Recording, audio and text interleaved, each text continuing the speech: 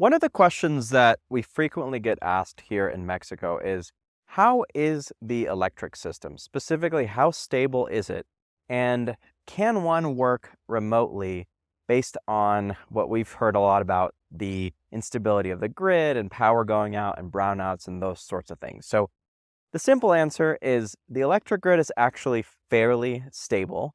But if you do work from home, and especially if you're going to live in a place with a lot of sun, like we do here in Guadalajara, there are a lot of things you can do to make sure that things are more stable for you so that you have consistent power throughout the day. You don't have to worry about any brownouts or your internet or computers or cameras or anything like that going out. In this case, specifically what we've done is we were actually able to create a solar system. You can see the two panels right here below me.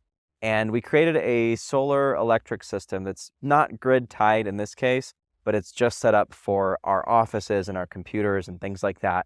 And I'm going to give you a little bit of a tour of the system and how it works. And this is what we've done. And so far, since we built the system, we have not had a single day or really even a single hour where it was a work day and the power was out for any reason. Because in the specific neighborhood that we live, here in Guadalajara, because it's an older neighborhood and there are a lot of trees and things, when there are storms and heavy rain and things like that, the power can go out. And sometimes it's just a brownout. It'll go out for 5 or 10 minutes and come back. Other times it might be down for 3 or 4 hours, or in severe storms, even longer. So we put these two panels here up on our roof. They're not drilled in or anything like that. They're actually just flat laying here. The roof is flat enough where they're not going to fall off or go flying in the wind. And then we have them connected with these cables down to our charger and battery system down below, which I'm going to show you here momentarily.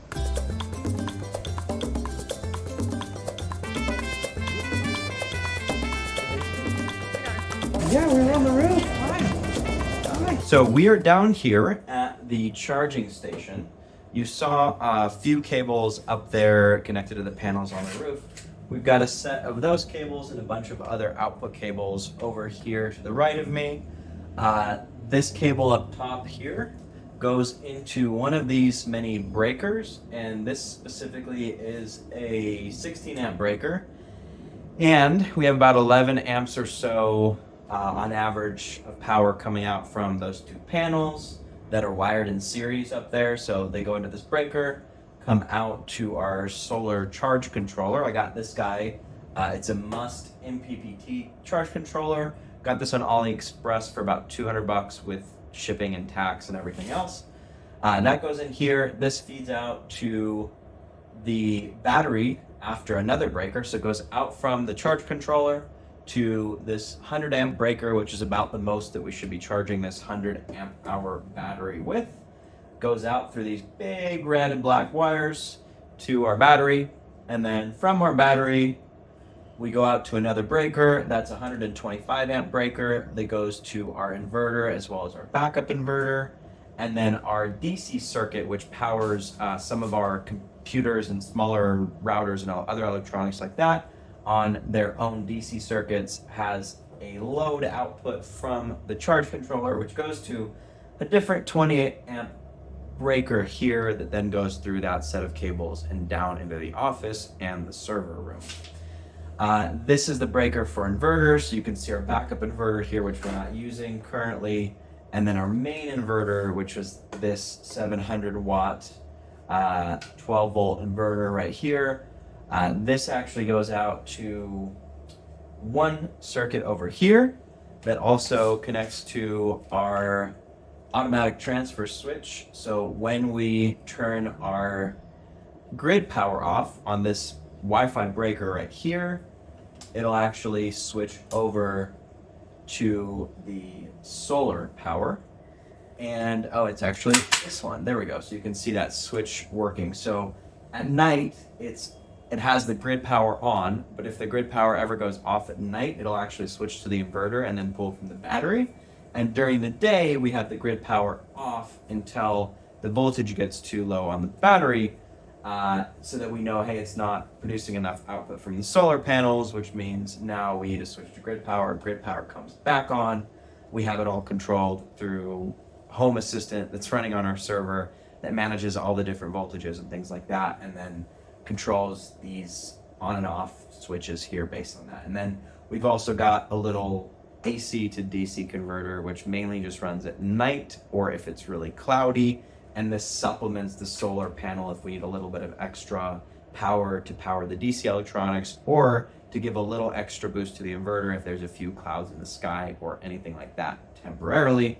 And then from this inverter here, we can see another auto transfer switch that's for an air conditioning unit. We have an inverter-based AC unit down below. And how that works is because it can use as little as 300 watts of power, we're able to also power that during peak sun off of the panels. The other transfer switch, as you saw over here, goes to the main circuit, which has basically separate circuits and the normal house grid power that I ran through these white wires that are coming out here. And that goes to our media station downstairs with our TVs and other smart home TV related appliances, and to both of our offices.